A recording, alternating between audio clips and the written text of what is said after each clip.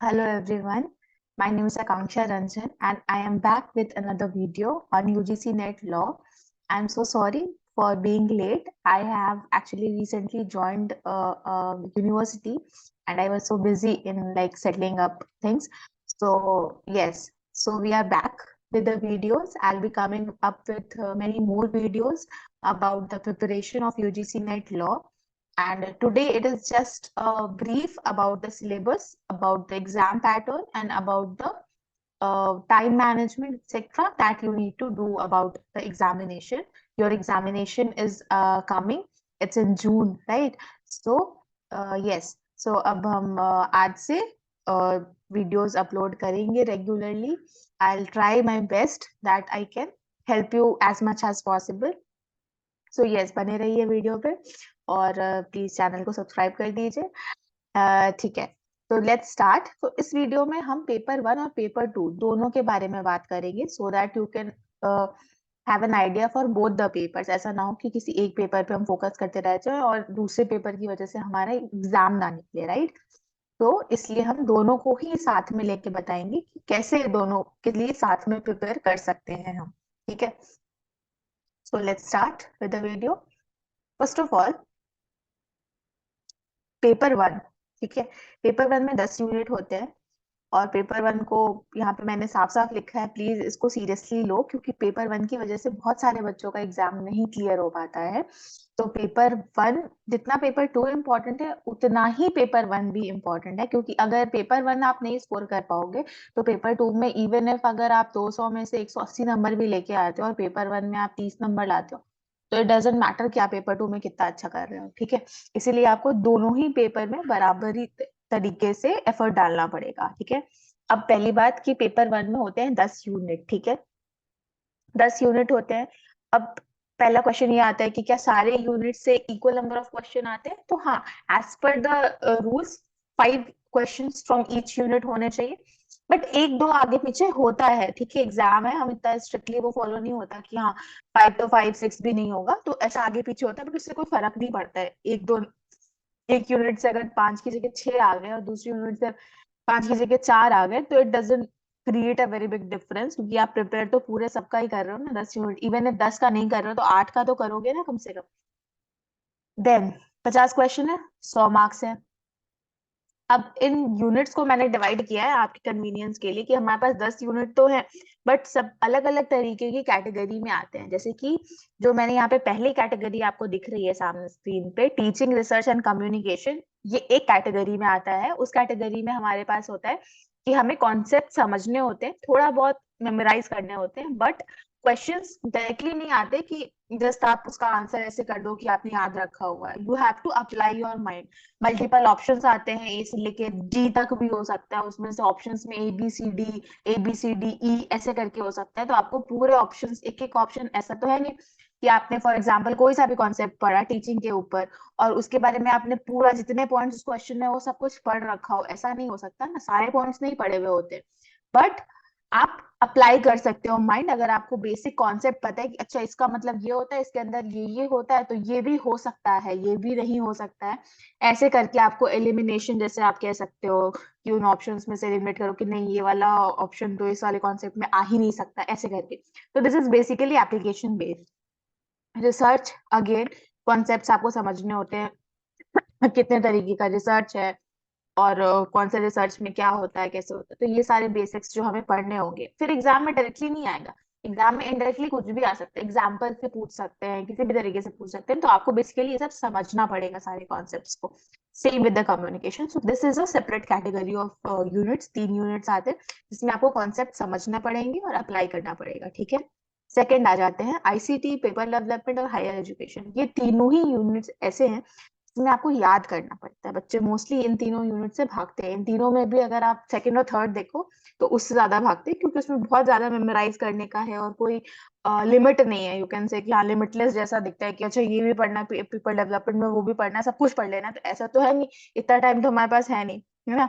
तो हम इसको कंसाइज तरीके से इन यूनिट्स को पढ़ते हैं कि हाँ हमने टॉपिक वाइज हमने इतना इतना इतना कवर किया है, हम उसी को रिवाइज करेंगे या उसी के बारे में पढ़ेंगे। ठीक है, उसके अलावा हम इधर उधर 10 वीडियो को देख के भागेंगे नहीं कि हाँ ये भी पढ़ लो वो भी पढ़ लो। कोई फर्क नहीं पड़ता है, 5 ही नंबर का आएगा, चाहे आप पूरा यूपीएससी का किताब उठा के पढ़ लोगे फिर भी वो 5 ही नंबर का आने वाला है।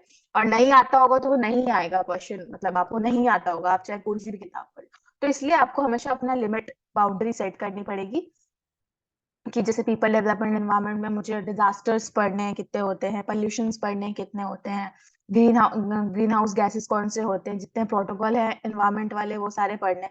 ऐसे करके मुझे 6-7 चीजों की लिस्ट बना ली मैंने, और ये मुझे पढ़ना है, ठीक है, अच्छे से।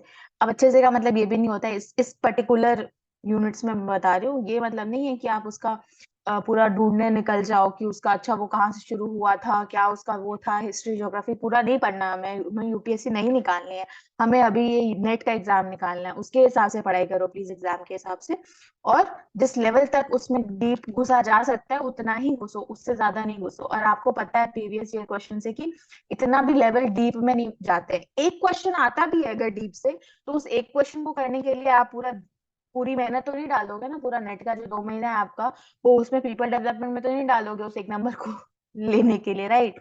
तो इसीलिए प्लीज घुसो मत इन यूनिट्स में, जितना जिससे भी आप पढ़ रहे हो। आगे मैं भी पढ़ाऊंगी, अभी ये सारे यूनिट्स को मैं भी कवर करूंगी थोड़ा, तो आप जिसको भी कर रहे हो मैं थोड़ा आइडिया भी आपको दूंगी कि क्या क्या इसमें इंपॉर्टेंट होता है, ये भी बताऊंगी। लेकिन आप जिसको भी फॉलो कर रहे हो प्लीज ट्रस्ट योर टीचर जिससे भी आप पढ़ रहे हो, और ट्रस्ट योर प्रिपरेशन, और बहुत ज्यादा इधर उधर भागने की कोशिश मत करना तो यूनिट्स में स्पेशली। जैसे कॉन्सेप्चुअल वाले में मैं ये नहीं कहूंगी, क्योंकि कॉन्सेप्चुअल में क्या होता है कि अ, आपने कोई कॉन्सेप्ट पढ़ा, आपको नहीं समझ आया किसी पर्टिकुलर टीचर से, आपने दूसरे से समझने की भी कोशिश की, क्योंकि आपको कॉन्सेप्ट समझना है, ठीक है, समझना है, याद नहीं रखना है, आपको उतना सबका याद नहीं करने वाले हो। तो समझने के लिए आप 4 लोगों की हेल्प ले सकते हो, लेकिन याद करने की जब बात आती है तो एक लिमिट सेट करना पड़ेगा, क्योंकि there is no end to the information and to the content that is there for these topics, right? Then आता है हमारा तीसरा वाला कैटेगरी, जिसमें हमारे आ जाते हैं लॉ वाले बच्चे, जिनको बहुत दिक्कत होती है, मैथ्स आ गया मैम, लॉजिक आ गया मैम, ये सब कैसे होगा, हमें तो मैथ्स नहीं आती, क्या हम ये छोड़ दे, ये टॉपिक ही छोड़ दे, हम ये पूरा डेटा इंटरप्रिटेशन मैथ्स लॉजिक ये तीनों छोड़ दे पूरा का पूरा, क्योंकि हमें वो बहुत उसमें मेहनत करनी पड़ेगी, हमसे नहीं हो पाएगा। तो नहीं, मत छोड़ो, वो बहुत सिंपल वाला लेवल का आता है, जिसमें प्रॉफिट लॉस रेशियो परसेंटेज। अब मैं फैकल्टी हूँ तो मैं बोलूंगी मत छोड़ो, बट डिसीजन आपका है आखिर में। बट हाँ, आप देख लो छोड़ना है कि क्या करना है आपको, क्योंकि टोटल मिला के 20 तो बन जाएंगे ना पूरे में से, क्योंकि 4 यूनिट्स है, 5 into 4 20, ठीक है। तो 20 क्वेश्चंस होंगे, ठीक है, 40 नंबर के होंगे, तो समझ लो कि करना है कि नहीं करना है।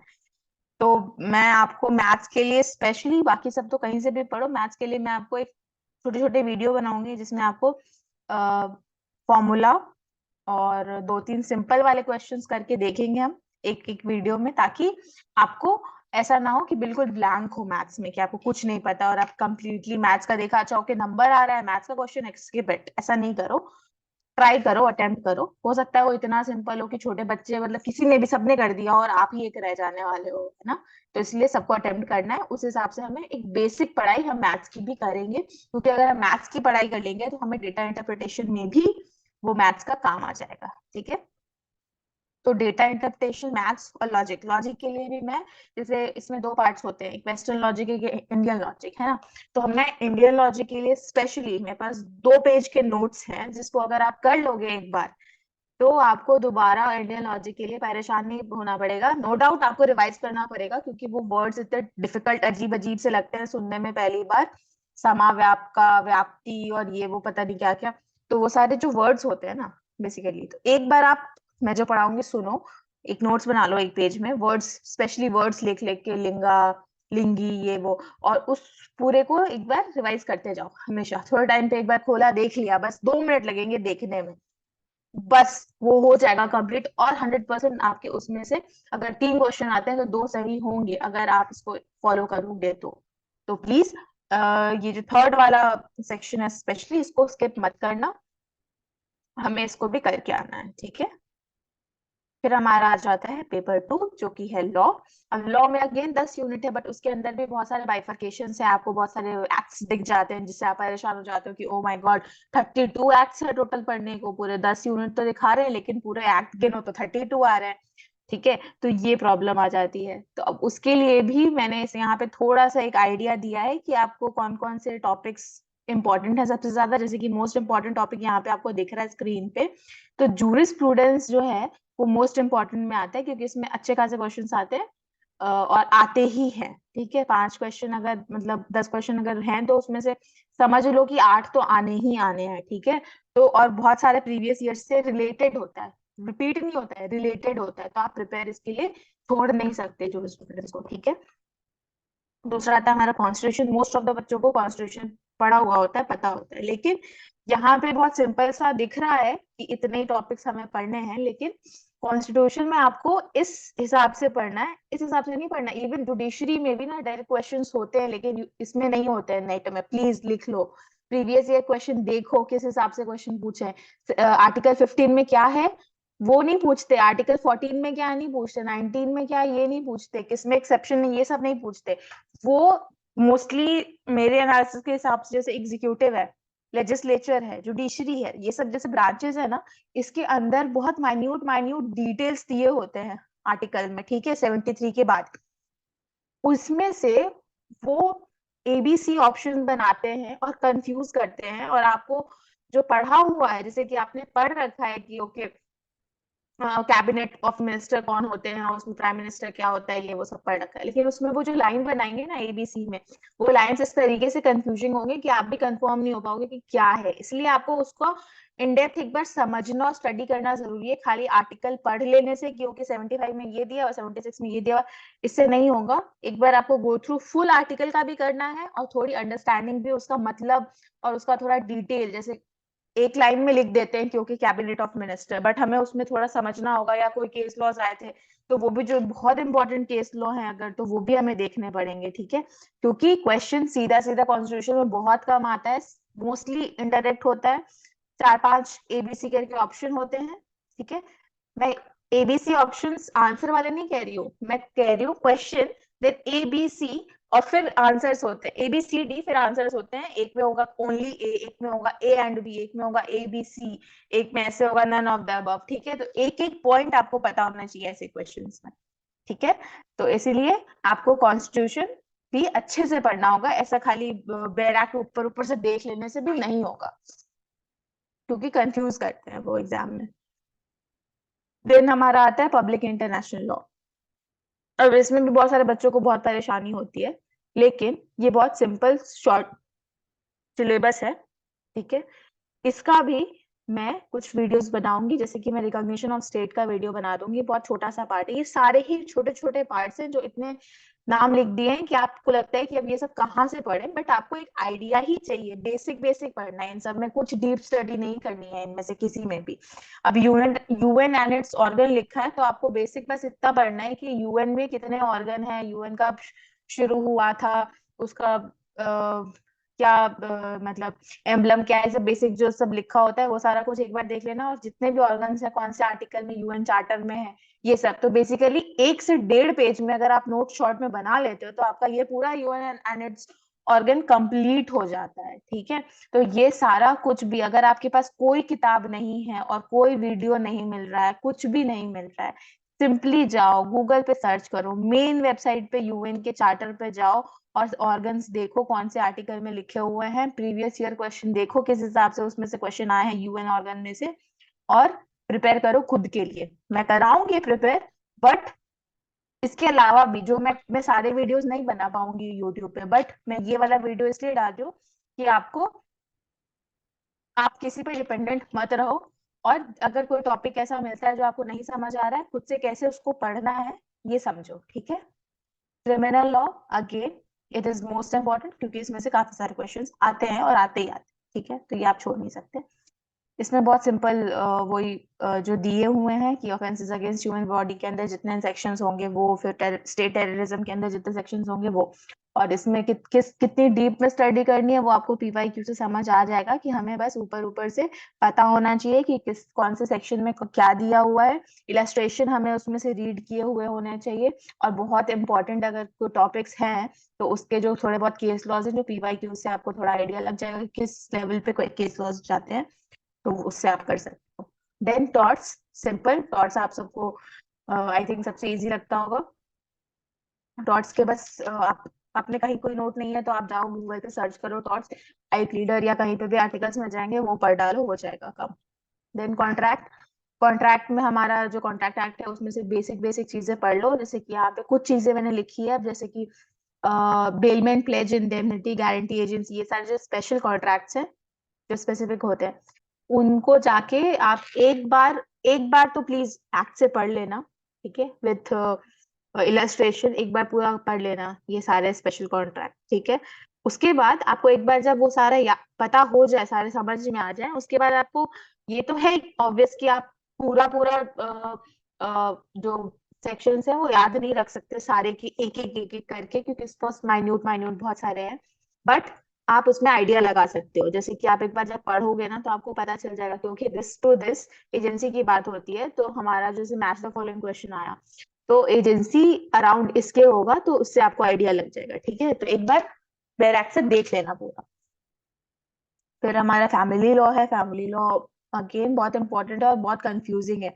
अब यहाँ पे इतना सारा कंफ्यूजन क्रिएट होता है कि कितने टाइप के, मुस्लिम में स्पेशली कितने टाइप के विले, गिफ्ट है, सक्सेशन कैसे होता है, फिर जो मेंटेनेंस है उसका बहुत सारा कंफ्यूजन है, बहुत कुछ कंफ्यूजिंग है, ठीक है।